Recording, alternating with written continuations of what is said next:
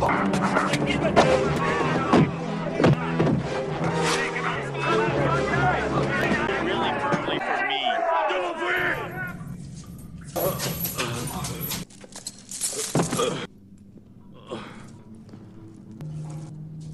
it actually you yourself who killed Konevki? It was not done by me. I know. Go ahead and strip every last single piece of his own clothing off him.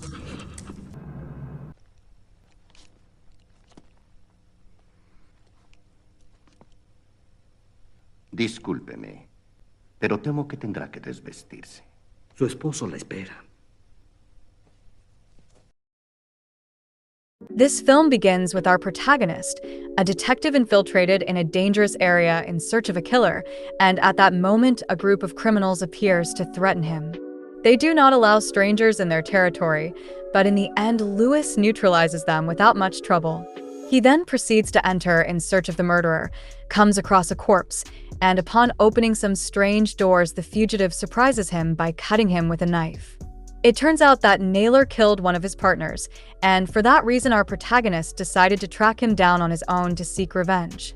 16 months later, the detective is assigned a complicated job, and a case from Harrison Penitentiary has made headlines in magazines. The assistant warden was murdered. One of the guards is suspected of being involved in the deaths of several inmates. A new warden will be appointed in the fall. The prisoners are aware of the change and do not want more trouble, so the governor asked the district attorney to handle the situation. They will send our protagonist into the prison undercover, and he will be sentenced for armed robbery, so the inmates respect him. Violence earns respect inside. The prosecutor's partner will act as a liaison by posing as his girlfriend, and she will be the one sharing the collected information. After the meeting ends, Burke asks how long she has been working with the prosecutor, and Amanda tells him he has been like a father to her. Since graduating from university, she has worked with him. It was last year, but the detective believes she lacks enough experience for this kind of case. And Amanda replies that she is not just any girl since she graduated top of her class. Then Louis asks her to verify the files of the prison's murderers. Later we see our protagonist arriving at the penitentiary, and the sergeant appears to explain the rules before striking an inmate as an example.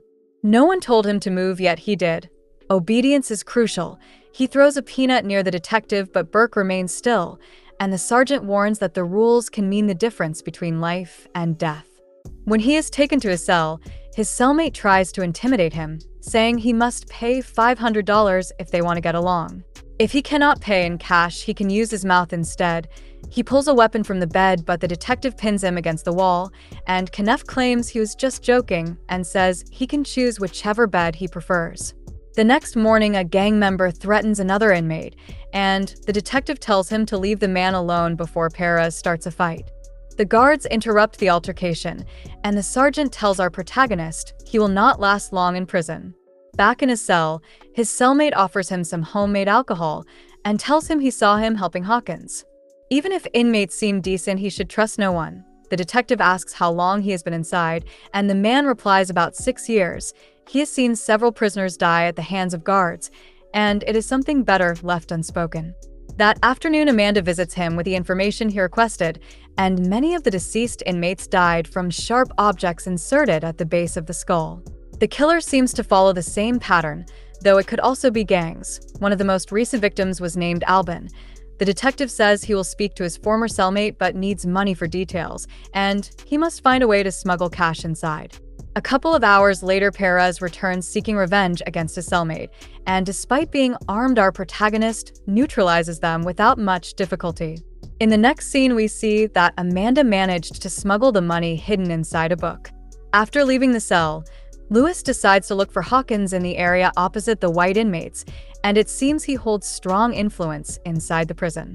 He was convicted of murder and has served over 10 years. They have managed to defend themselves with a couple of weapons and even craft their own ammunition. When the detective asks about Albin, he learns he was one of Hawkins' best friends, and Hawkins says the priest is the one who keeps much of the information. With his cellmate's help, our protagonist gains access to the priest's cell, and not even the guards dare to enter that section. He asks about Albin and hands him some money. The priest explains that a hole was made in his head, and if he wants more details, he must speak to Albin's former cellmate, who now works nights in the infirmary. While cleaning in the infirmary, the sergeant appears with a corpse, and Burke causes a distraction, so he can notice a liquid resembling blood. The doctor claims it is only medical waste, but the detective believes he is lying. When Meyerson arrives, he is asked about his former cellmate's death, and he says rumors claim it was drugs, yet that is false since the man was decent and only committed warehouse theft. Louis says the man was also his friend, and that someone shot him in the head, but when the inmate refuses to respond, the detective catches him off guard. He pulls out a strange liquid and asks if he knows what it contains. The inmate replies it is only a drink, and as Louis is about to force it on him, the inmate says speaking will cost him his life. Just then a guard shouts they will close in 5 minutes, so the detective steps away.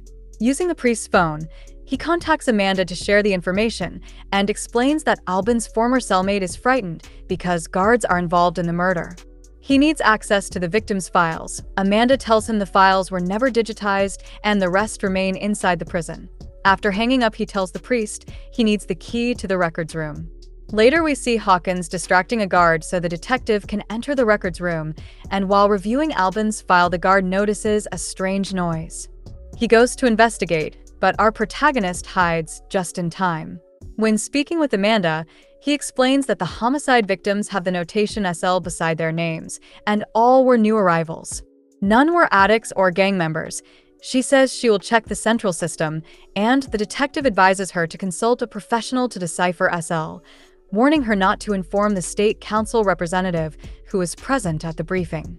With the professional's help, Amanda makes progress, but they need an access code to retrieve the archive, and it will take 2 days.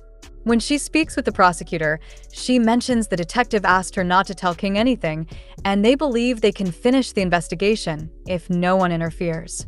Meanwhile, in the penitentiary, our protagonist speaks with the inmate again, and the man says his friend did not deserve what happened to him.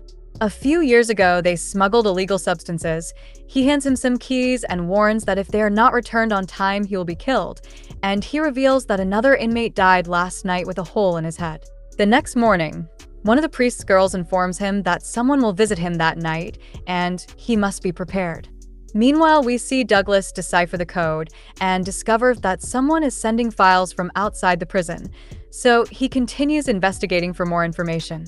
While speaking with the detective, he explains that the file contained a list of prisoners along with their blood types. Every person on that list has been killed. Each victim underwent physical exams before dying. All were clean and completely healthy. It is possible someone outside is working with the guards. The only one with access to the files is King, and further investigation reveals his number is next on the list. That night, 2 inmates enter the cell armed, and Louis hides when he hears their footsteps before surprising them. While helping his cellmate, the guards arrive thinking he is the killer. They lock him in solitary, and the sergeant beats him. In the following scenes, we see an inmate murdering informants, and the doctor is burned alive, attempting to take his own life to avoid the suffering. The next day, the sergeant releases him from isolation for a visit, and while he shares what he knows, the detective seduces her. They end up engaging passionately. Meanwhile, Hawkins asks the priest to create a distraction to buy time. The priest complies, and the detective slips into the infirmary, using a cast saw to break the lock and discovering that the waste is actually human organs. A few hours later, the guards bring in a newly transferred inmate, who turns out to be the killer he previously shot multiple times. Once alone, the inmates stage a raid, chain him to the pipes, and Naylor appears with a knife to torture him, telling him he will reveal his secret to every prisoner, so he lives in constant fear, saying his life will be hell because he has dreamed of revenge for a long time.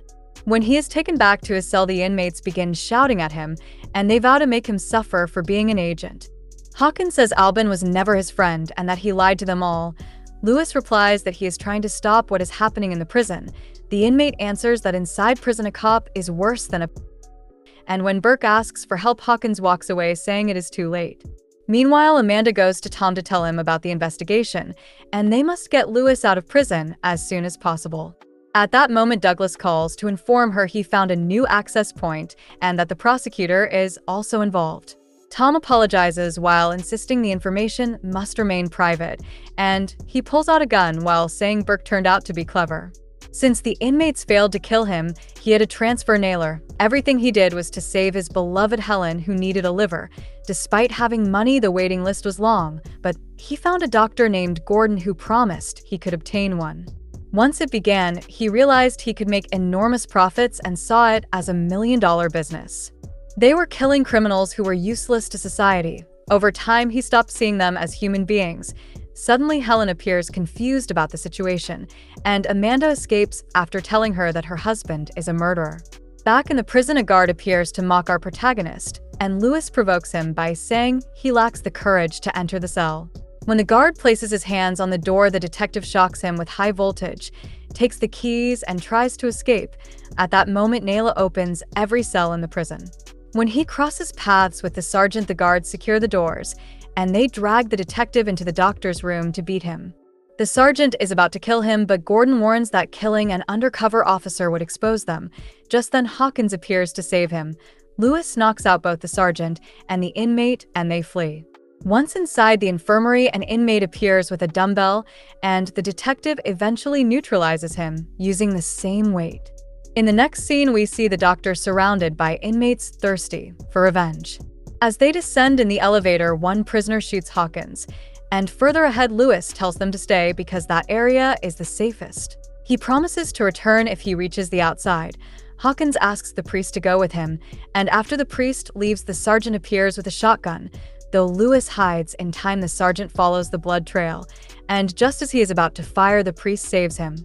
He then joins the officer to reach the outside, and midway Naylor appears wielding an axe. After killing the priest, he plays hide and seek with our protagonist, throws a heavy tool at him, and kicks him. Yet with that same tool, Louis strikes back repeatedly until he disarms him. The killer hides again, so Louis advances, and Naylor waits behind a door before igniting a cutter to try to kill him. Louis reverses their positions, but the killer frees himself with a low blow, throws him from a short height, and inmates gather to watch the fight. Using a light bulb, the killer manages to cut him, and with a flying kick, Louis pushes him into an oven. Although Naylor emerges in flames, our protagonist kicks him again and impales his head onto a valve stem. Naylor pretends he is fine, but the detective finishes him off, and because the inmates respected the killer, none dare stand in his way. Finally, we see him leaving with his partner to receive medical attention, and with a new couple kissing, the film comes to an end.